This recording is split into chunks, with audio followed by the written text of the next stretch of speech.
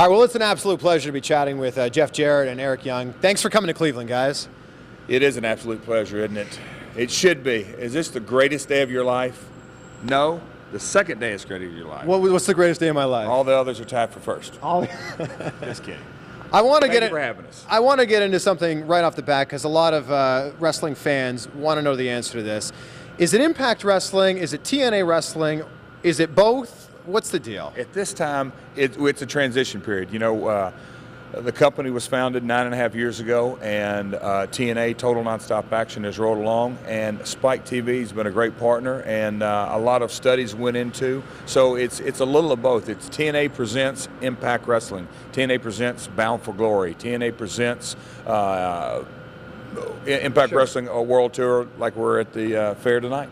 Or is it going to transition into just being Impact Wrestling at one point in time? That's TBD, but that's the game plan. Okay. We're getting, just like you're interviewing us today, we're getting feedback constantly, and that's no kidding. We're getting a lot of feedback on the transition, but you know, Impact is our flagship show, and being on Spike, and we've been there over 5 years now, 6 years, so a lot of equity is being built and has been put into the word Impact as far as this branding goes. So right. We're in the transition period. I'm sure there's been a lot of feedback. You were talking about feedback with the removal of the six-sided ring. Whose decision was that to get rid of it? Boy, you're tough on asking the tough questions. You're digging deep. I'll call it the powers that be that came in, and is this like the network? Oh, the network. Well, maybe a little of the network didn't have. But I know you make some of the decisions at TNA. You know, were you part of making this decision? I absolutely wasn't, and it's very near and dear to my heart, the six-sided ring. But you know what? I also, it was a refreshing when you tuned into our product to go back to the four-sided ring. So there's two sides to that coin, and I really do understand both sides of the argument. Eric, is there any difference wrestling in a six-sided ring versus the four-sided ring? I mean, it took some adjustment. Like when you first get in it, kind of weird. Especially had never been in. I had never been in a six-sided ring before. I know they use them in Mexico, but I had never been in one. So a small adjustment period. I don't jump off them, or it was just kind of like a couple more corners to watch out for me. But sure. Yeah, it was a small adjustment period, but kind of the same. His preference is the three-sided ring. I like the triangle. The triangular ring. He's really. I'm really good. Undefeated in triangle rings, actually. You've never been beat? Never been beat in the triangular ring. Submitted or triangular ring? It doesn't make any sense at all. Well, it's neither does squared circle, but here we are. But I mean, like, it didn't seem like there was any lead up from a fan's point of view. I just kind of turned on one day and there's the four-sided ring. As wrestlers, did you just go into work one day and you're like, oh, we're wrestling in a four-sided ring today? I did. Yeah. I don't work at the office, and I have no idea what goes on. So yeah, it was like we showed up and I was like, oh, well, I guess we're back to four sides. And it was like, we're back to four sides for good, or is it just 1 week? Is the six-sided ring broken? Don't you know the game of professional wrestling? If we tell you all the answers, you won't have any reason to tune in. That's true. Well, I'm going to tune in anyway, but Garrett, you promise? I promise. You got a Nielsen box? I don't know that anyone has a Nielsen box. From Cleveland, you're a liar. I'm not from Cleveland, yes, all right? Yes, you are. How long you been here? A year and a half. You got residency then here? I certainly do. Okay. Good people in Cleveland. Who said? I got Peyton Hillis on my fantasy team this year. Browns? Yeah, me too. Browns? No, you don't. I had him last year. Y'all are a year late, guys. Yeah, we'll see. I want to. I'm four-time champion of the TNA League. Won it 4 times in a row. You should have a belt too. 4 is code for 0 in Jeff. I want to ask you a pretty broad question, but where do you guys, you've both been in wrestling a long time, you've both wrestled all over the world, where do you guys see the wrestling industry being at right now?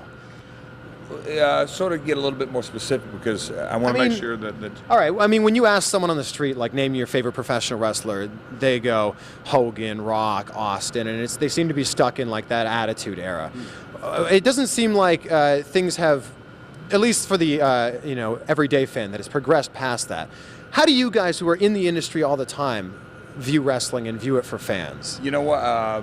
My family has been in the business since the 40s, so going over 70 years. And it's always had a period of transition. If you look from the territory days in the early 80s to the late 80s when Hulkamania was running wild, and then you got to the late 90s, the Attitude Era, and then, for all intents and purposes, we came on the map 2002, but to start a company from ground up, there was really a huge perception that there was only one wrestling organization. And now that we're coming into our own and getting more and more name recognition, it really is a battle for not just WWE and Total and TNA and Impact Wrestling. It really is a battle for. Just 10 years ago, there was no such things as iTunes. I mean, there's the method of delivery of entertainment, not just sport, but entertainment and sport, has completely changed. The world of pay-per-view used to be the only one and only way to really view something unique. Right. And now with YouTube and I mean, just the entertainment television world and the sporting world is completely different. So to get the names that you're talking about, the real home, I guess you could say the household name. The household name, the water cooler talk. It's a lot harder in 2011 than it was in 1999 by leaps and bounds. And that's just not for wrestling. I'm from Nashville, so around a lot of music, and to get an act broke in music is impossible. And Taylor Swift, she's known worldwide. Just you can't even get a ticket on her tour. But she literally built, and she'll tell you, built the beginning of her career off of something that's even outdated today, MySpace. Right. So that's how fast the world is rapidly changing. So to create new stars, I believe the wrestlers today are much more talented than they were 10 years ago, much more athletic, much more in tune, but nothing happens overnight. I know that a lot of wrestling fans, including myself, are really excited when you guys reignited the Monday Night Wars. Didn't last very long, but you did reignite it. I want to hear your guys' opinion on how you think that the Monday Night Wars TNA versus WWE went. Well, I mean, the track record speaks for itself. I mean, you can look at the comparables, and there's no hiding behind those numbers. But the timing was so different when you really, really look at the Monday Night Wars, like I just said, from the 90s, and the competition that was out there, and then what took place last year. We would have never known had we not tried. Sure. Also, you've got live versus tape shows. Yeah. Huge difference in today's society, in my opinion. And then the two networks. There's a difference. In the late 90s, TNT and USA, were up there, and this is no knock whatsoever on Spike. It's just the reality is of the fact that, again, market share. Yeah. Do you think there's a possibility we might see the Monday Night War happen again if you guys go live?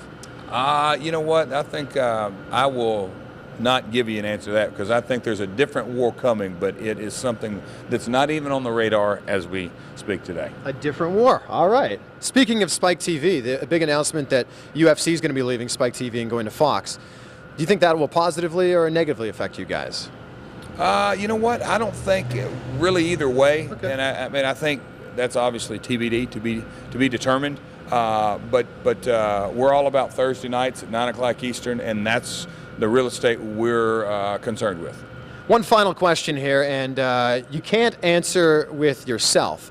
Who do you think the best wrestler in the world is right now in any organization? Eric Young. Kurt Angle. There it is, Eric Young, Kurt Angle. All right, gentlemen, thank you so much for your time. He's probably more correct than me. I'm way more correct. Appreciate it. And the buzz is over. You can't say Kurt Angle, right? Yeah, I can. Actually, there's an interview on Twitter right now that I just did off of last week's show. And I will say, without a doubt, Kurt is the very best in-ring performer that I've ever wrestled or witnessed. Is there not any personal animosity there? Why? Well, I'm sure that you probably don't have any against him, but he might have some against you. How come? I don't know, like some stuff that happened at home, maybe.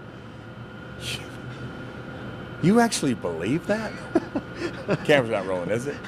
That's all. Oh, come on. What are you?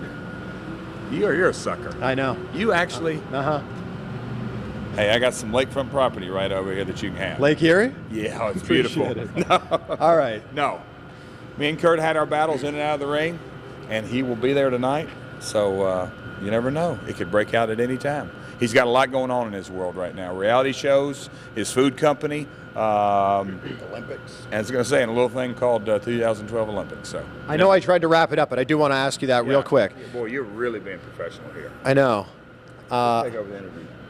Do you want to? No, go ahead. Is Kurt Angle going to be in the Olympics? Do you think he'll qualify?